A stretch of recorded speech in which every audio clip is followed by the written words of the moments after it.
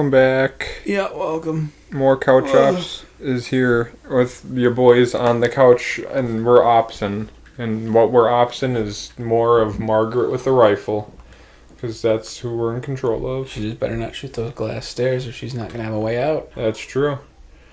That's ominous, showing off that cell with no one in it. Whoa. Oh, No, with a different angle. So where did that other staircase lead down to? Should I go back and check it out? I don't know. It's up to you. And before it's just a dead end. I gotta go check, because this feels like this is going to be progression. Button. Was there a button? Kind of looked like it in the cell. Like there's a little terminal with a red button on it. Alright, we're gonna take a little detour back. And go past all these freezers full of corpses. Yeah, they're probably samples for the reanimation. The reanimation from the Hell engine. You know, I'll say it like we all know it. Puppet Combo. Technically very amateurish games, but still they nailed that old PS1 feeling, and it just feels good for a horror game. Mm-hmm. It's just, it was like almost the perfect era for horror stuff. PS1 and PS2 kind of. A lot of good PS2 horror games. A lot of really good ones. Like the one that's like, this game will scare you version 1, and then this game will scare you version 2. And then Clock Tower 3. Okay, and that's it? Yep. Those are the most notable ones I can think of from the PS2 era. Ah. Is this locked? No. It's not. It leads to Dracula's chambers. It seemed in that way. He got his wine-stained carpets. But it wasn't really wine. Oh, God. Oh, hi, friend. You have a sword. It's a cross. It's a realistic statue. I don't think it's a statue. I think it's Could real. be a cross. It is a cross. So which way am I supposed to go then? Who knows? Should I go back to the dungeon? Just pick one and commit. It's like I was almost done exploring the other one. There was just that one room, right? Sure. So I'm going to just go back and finish that up. And then we can come over here. This feels so much more ominous now. Seeing Mr. Skeleton Man with his cross. I'm just burning time now, too. It's unfortunate. Skeletons are scary. They exist in all of us. Uh-huh. Did you know? Okay, so I saw an interesting theory the other day. Mm-hmm. You know, like, skeletons don't have any eyes or ears or anything. Like, they shouldn't be able to see or hear or smell or have any senses, right? Right. In theory. But the reason skeletons always know where you are and why they can attack and dodge you perfectly is because your skeleton is telling their skeleton everything they need to know. They're using skelepathy.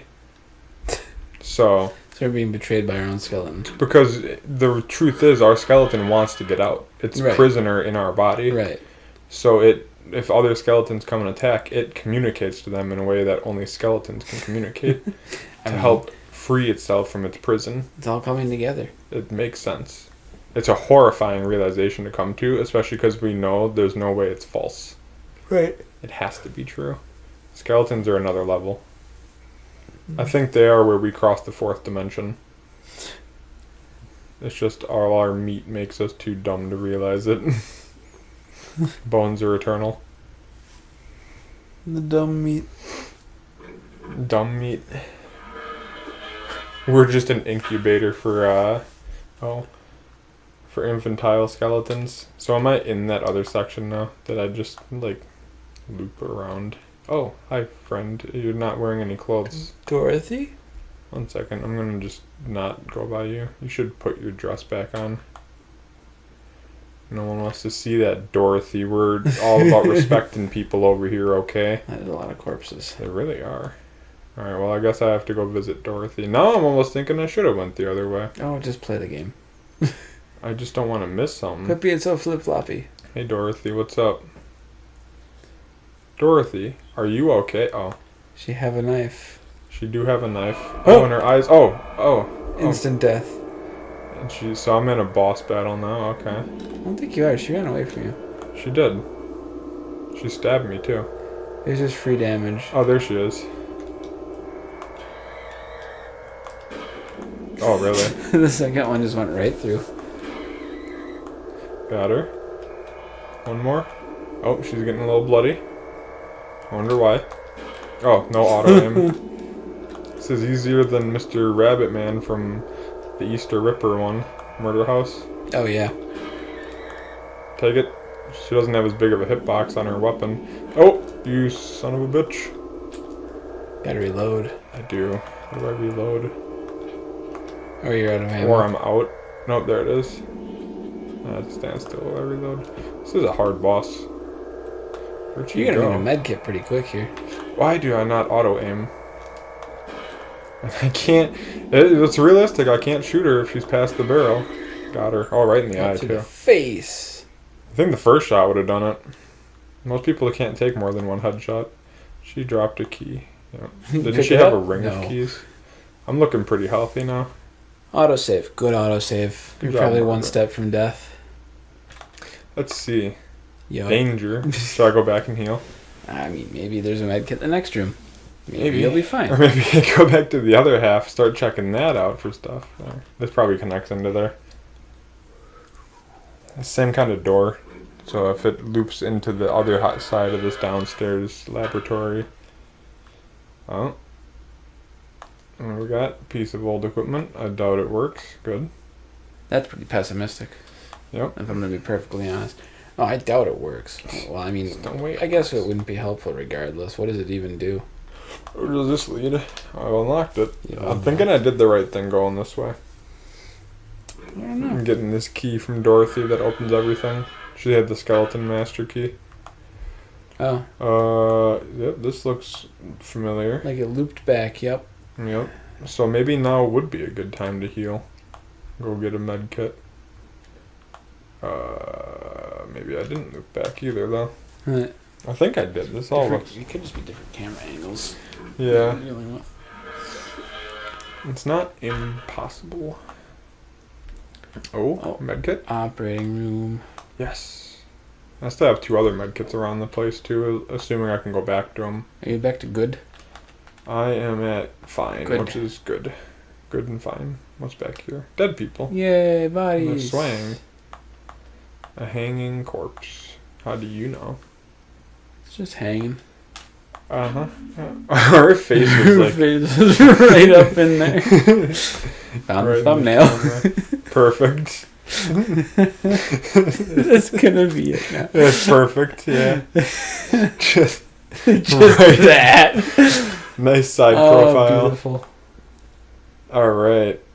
So, anyways. That looks like a Oh, fake wall. No, okay, yeah, we definitely were down here. did you see that though? That wall looked like it was previously a doorway. Oh, this one? Yeah, like Yes. it's all bricked up. Yeah. Something should shoot All it. bricked I'm not up going on to a waste any Tuesday. ammo. I used way too much ammo with that one fight. Don't you have like infinite? I doubt it. 'Cause Oh, you have maybe to I hit do. 5 again. Reload. I just keep reloading. Oh, that's awesome. I thought it was just I had 5 and 5 backup. Sweet, I just get infinite ammo. Wasn't that usually the case in the puppet combo stuff anyway?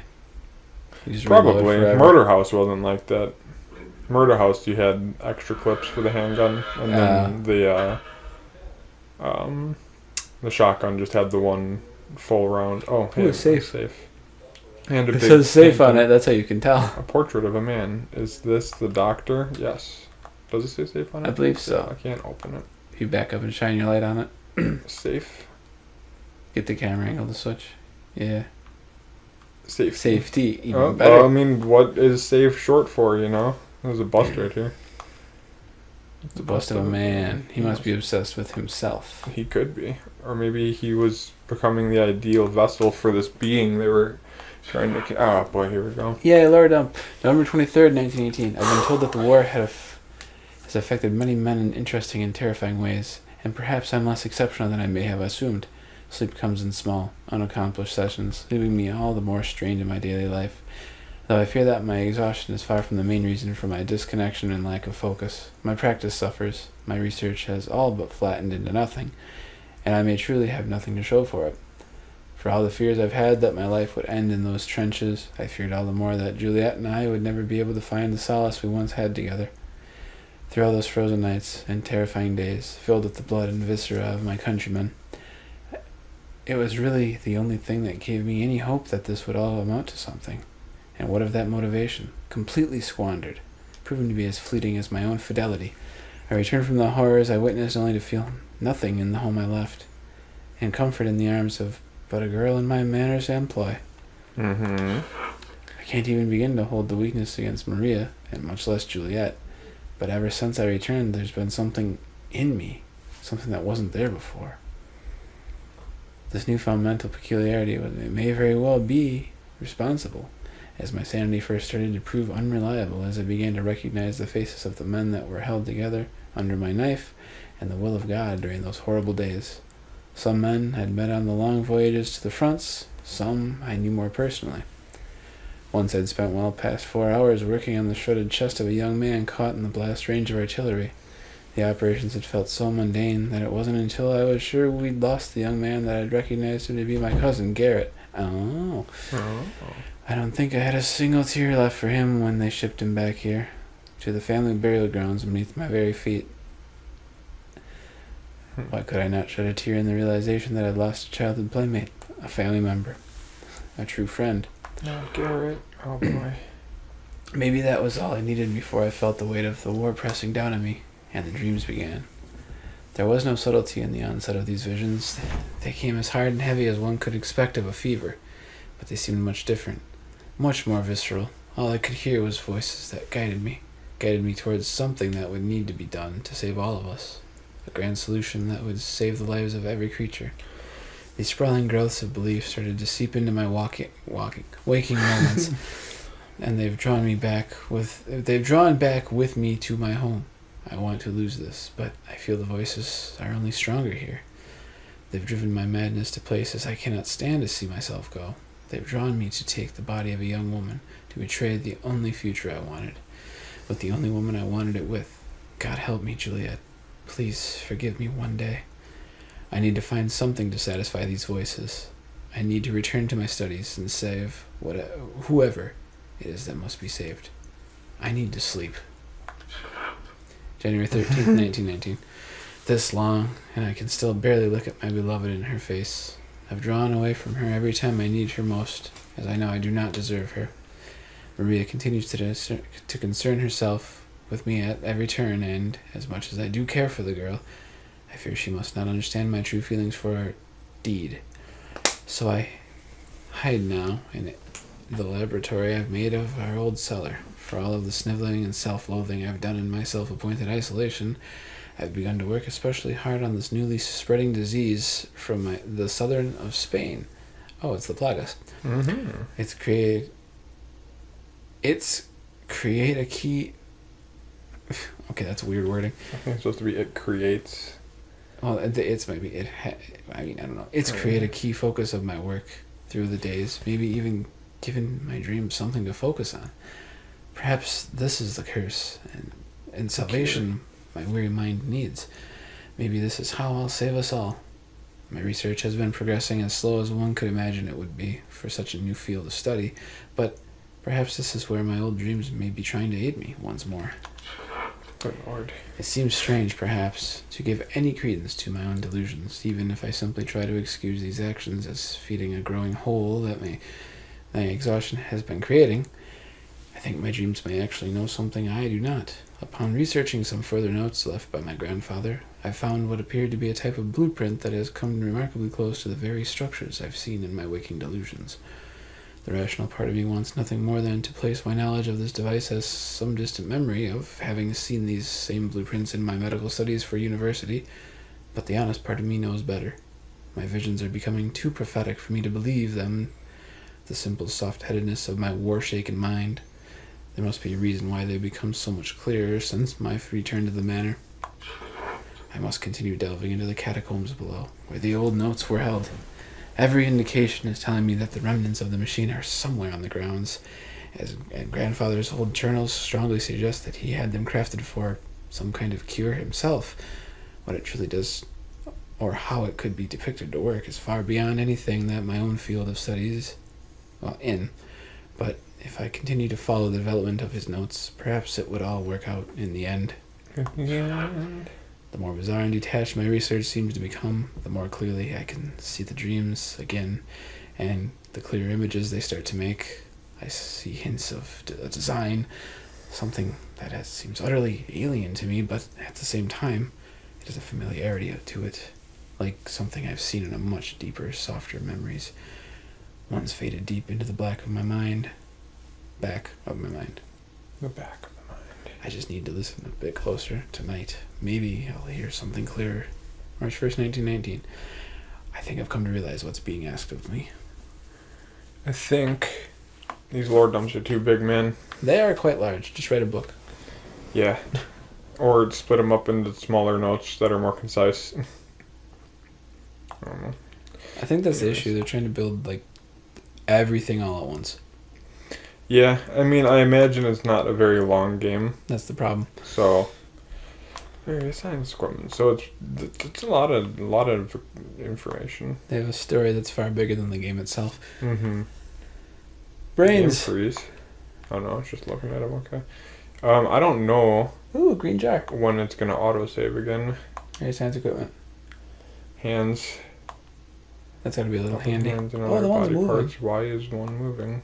I don't know. Why do you think? Green shelf with hands and other body parts. That looks like the reanimator liquid right there. The green one? Yep. Yay. So, hey, an autosave. Look at that. Alright, That's nice. we did Alright, it. well, oh boy. Oh, something's coming. I'm gonna just stop it right here. No, I guess I'm not. I shouldn't have walked forward. Ooh, here he comes. But you are hiding under a table. Yeah, look at that. A hide mechanic that you don't actually do anything with. It's not really a hide mechanic. You can see one meaty leg. What do? Roll a dice for initiative. Roll for initiative. Go out and tickle his toes. Tickle them dogs. And give him a little suckle. Nobody's here, I guess. Oh, no friends. I know what's being asked of me. Shoot the jar. Got it. Good shot. I Old can bean. reload. Yeah, that one hand isn't green like the other ones. Right. Oh, okay, well this is a good spot to stop then. Yep. So here's the thing. If you liked me shooting that wall, then like this video. And if you didn't like me shooting the wall, then you liked that shot of the wall because I said you did. And now you're going to like the video. 1 second, I want to shoot this little lamp right here. Got it. Cool. Wow, so cool. I think you know your decision now, like your choices. Like the video or else. We'll see you on the next one. Yep. Bye-bye.